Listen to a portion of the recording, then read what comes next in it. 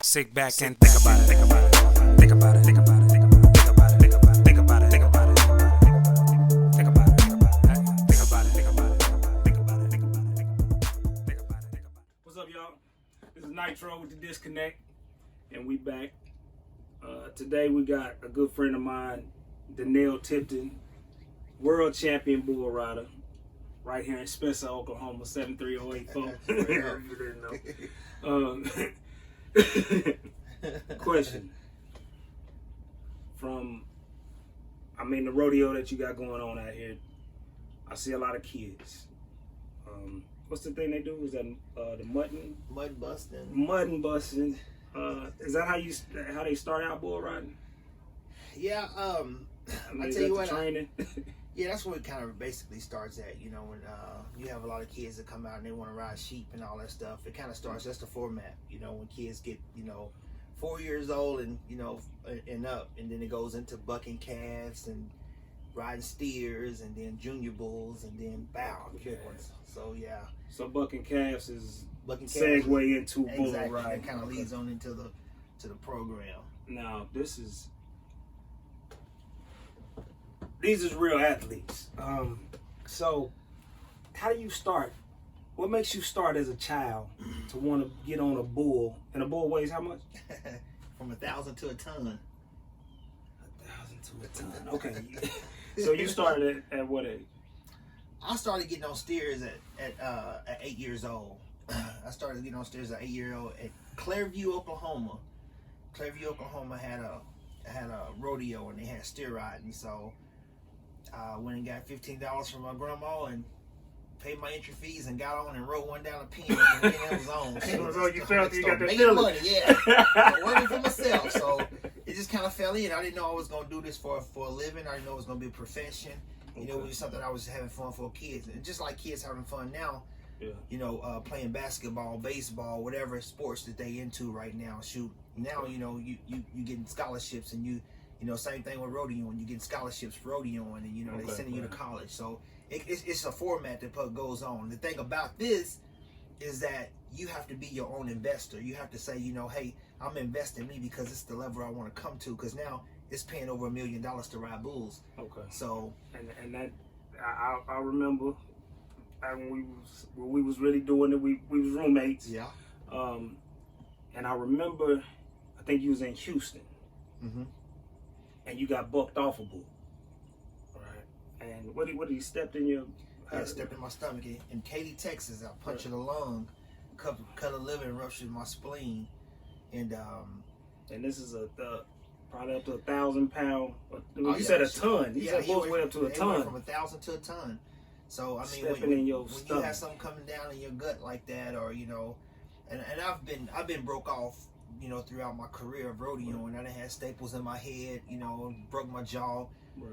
Puncture lung, cut liver, ruptured spleen. I done broke all my ribs on this side.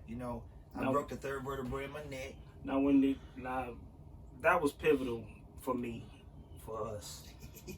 And the reason that, the doctor said the reason that it wasn't worse was because of what? I had the protective vest on. Yeah. I wear a Kevlar protective vest. When you're competing, you have a Kevlar protective vest on. It can get dangerous, man.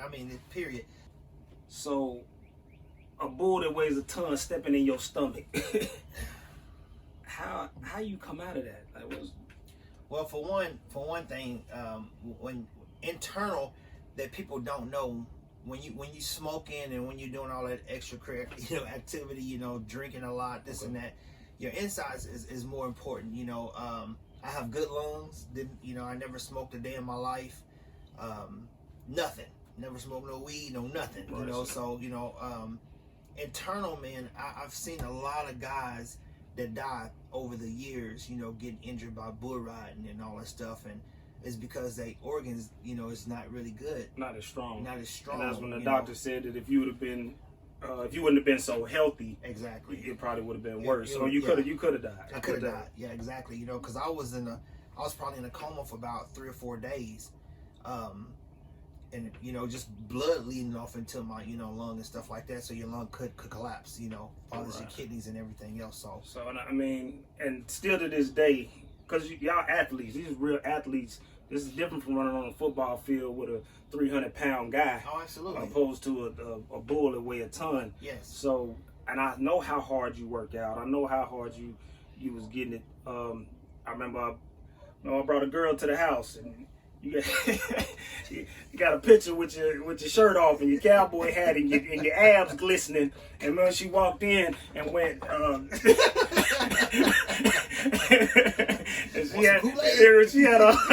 she went,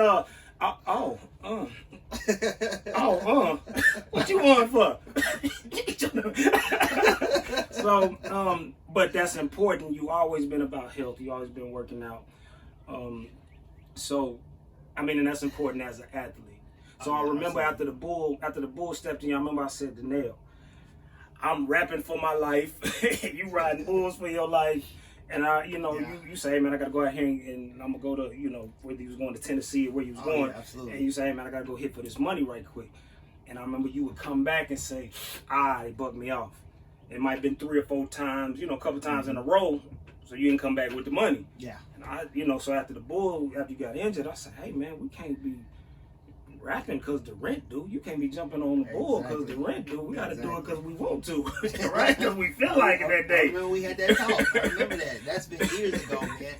And the thing about it, back to what you're saying, health comes into part, a big play of anything you're doing. I don't care what it is, right. Because to be a rapper, to be anything, you have to be strong-winded. You have to have them lungs under you. Right. Working out is a big part in everything that I do. I train every day. Right. I go hard in the paint. I was about to go here in a few minutes. You have to train. Now, at this stage in your life, why you still go so hard? Because I don't look so bad. Niggas, people went to school under us. You see that they look old as hell. So I'm sitting there thinking, I'm like, I don't know you. He's like, yeah, we used to play now. But it's I have all my teeth. Right. I've been hit in the face. So one thing about it, if my teeth do get knocked out, I'm getting fitted first thing Monday morning for some new ones. But exactly.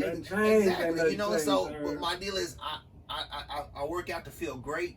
Because I go hard every day, even on the weekends, I was going to about 130 rodeos a year, and that's traveling, that's hauling the mail, that's flying, that's driving. We're in my horse trailer now. This is what I travel in. This is what I live in. Right. When I'm on the road, and I've been blessed, man. I've been blessed to take shots to the head and have concussions to get up and see the next day. So we're making a transition. Now you really on the business side. Still competing. So you still wrestling, not on the bulls no more. I'm not getting on bulls no more. Okay, so still wrestling. So you still got to stay strong and still got to stay strong because you got to throw them. Because you got to throw them. Yeah. Right. Okay. So on the business side, you've been doing a rodeo. You've been doing a rodeo. Is it every year? I throw 3 rodeos a year. Per year. I just had one this past weekend, Saturday, at Choctaw's Arena. Probably had maybe about 1,500, maybe 2,000 people there. It is for the first rodeo of the year because of the Corona stuff that's been going around. I run the Cowboys of Color Rodeo, the arena director for them, and that's usually the second weekend in May. So my boss system saying, we're not going to have that rodeo. We're going to move it back to June the 27th. Then my rodeo was this weekend, which is always the second weekend in May, the spring rodeo. So we went on and rocked with it. When the governor opened the doors up, we was like, shit, we're going to have it. So everybody was looking forward to coming to this rodeo. Okay. I have another one coming up Memorial Weekend. Usually I do Bowley's rodeo for them. Okay, I got you. But Bowley canceled their rodeo, so I decided to do one in Spencer. So this will be a Memorial Weekend rodeo, that 23rd of May. Everybody come out. It's gonna be cracking. So it's gonna be in Spencer. So where you from? I'm from Spencer. 73084. All right. So what? Bobcat is so gonna rep that. And you've been doing it for how many years? 21 years. The rodeo. I'm saying I'm throwing the rodeo. I've been throwing the rodeos for 21 years. Wow. 21 years this year. Now, what made you make? What was the spark that made you make the transition and start doing the business? Well, rodeoing. Period is a business. Right. If you make it when you start making over 100,000 a year, it's a business. And I look at it at that. I look at it as when you get into the producing end of it, it's a whole different ball game, because now you're dealing with different other genres. You're dealing with different people. I come back home, when I come back home from off the pro circuit, I want to come home and do a rodeo for my city, because we hadn't had a rodeo here since I was 14 years old. When I was 14 years old, I used to come to all the, then Spencer was majority white. You know, Spencer was majority white. Things didn't change over the time, so now it's black. The black cowboys, black cowboy, a lot of black cowboys. So you throw your first rodeo, so you get almost the same fever like you got when you was 8 years old jumping on the bull. So now you got the business bug. Absolutely, you know, and it's more, you know, it's more hands-on when you're dealing with business, you know, because then you gotta kind of watch your money, and you gotta watch, you know, it's just different things, man. You gotta watch every aspect, every component. Exactly, you know, and as you run around like a chicken with your head off, because you don't, especially if you're doing it by yourself. Right, it's business. Yeah, it's especially business. if you're doing it by yourself. You know, I got a couple of people, you know, that's got my back. I got good sponsors. You know, one thing about it, you have to have those sponsors, and you know, even competing. You know, when I started competing, I was getting over $130,000 in just endorsement money. You know, and that's Wrangler, Gargoyle Shades, Justin. You know, so you know when you get that kind of money, and people giving it to put their patches on you. See all these patches on my jacket. Right. They pay me to wear this shit. I don't, you know. I just don't wear this shit. Yeah, they pay me. They pay this nigga. Can I say that? You said it.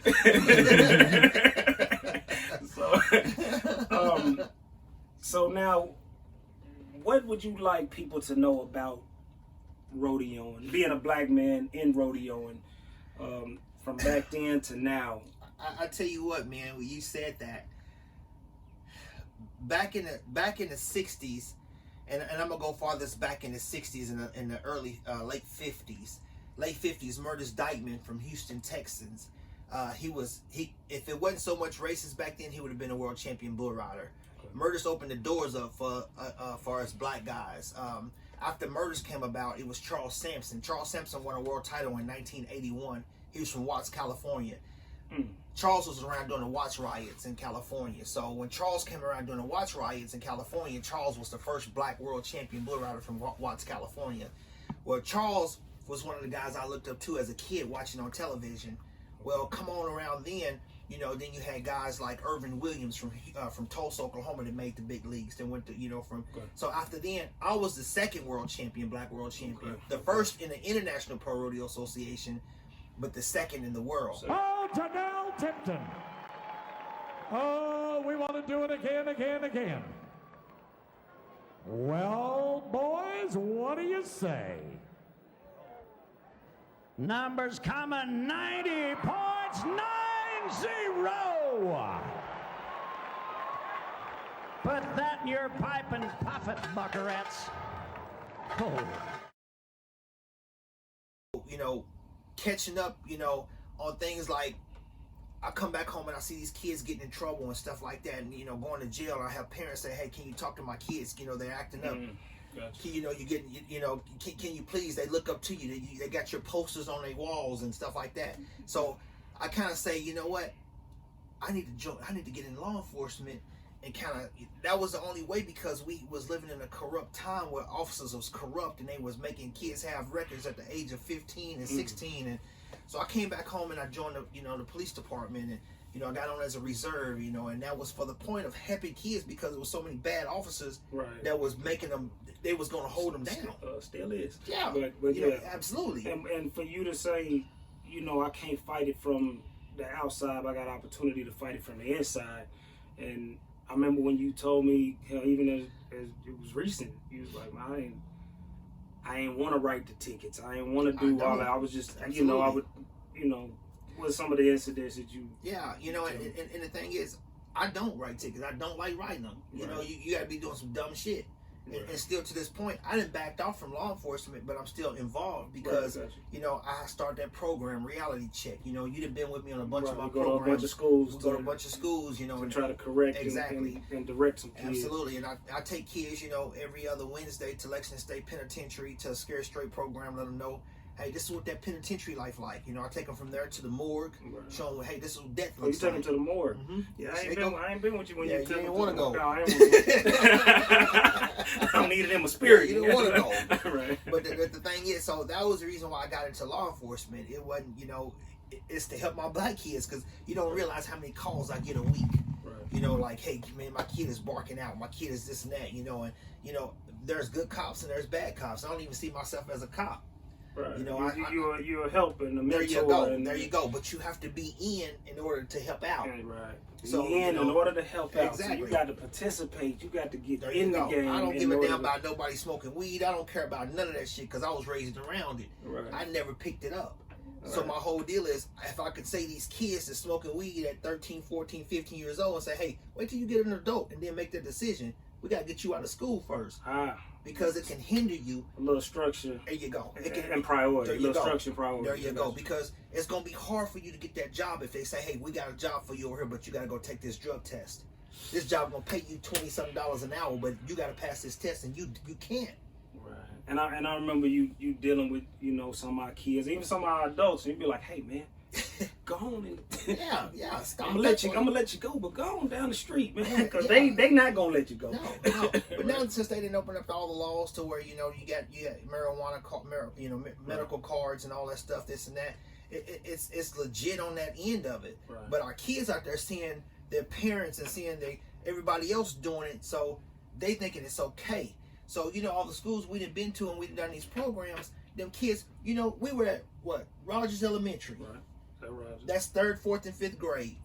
3rd, 4th, and 5th grade. right. And all them kids, I asked them kids in there, you seen how many Right, raised their you hand? said- I said, how many smoke weed? At least 16 of them raised their hand. I asked who smoked, and that was because they sent half the school back to class, and we kept the 40 something in there. Oh, that's right. Oh, but when you asked how many of them been suspended, So I was about 80%, Yeah. and they what? What's the oldest age over there?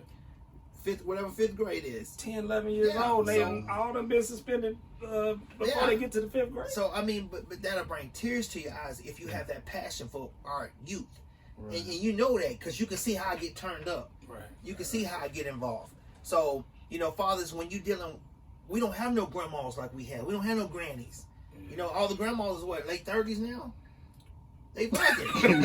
I mean, you see what I'm saying? The granddaddy party with their kids.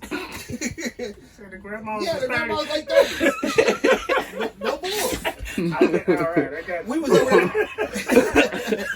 It's 6th and 7th graders we went and talked to because they pregnant. Yeah. Everybody I mean, pregnant at 14. No structure. No structure, but it starts at home. You know, but there's so many grandmas that's raising these kids. So back to my basis of rodeoing. You just said kids raising kids. Babies raising babies. Exactly. I got you. So back to the rodeo end of it, you just seen over there how many of them young kids was riding horses over there. 5. Yeah. So I mean, they ride out here rain, sleet, or snow, and they look up to whoever's doing it. And and we need that. And like again, I always say, in order to be a man, you got to see a man.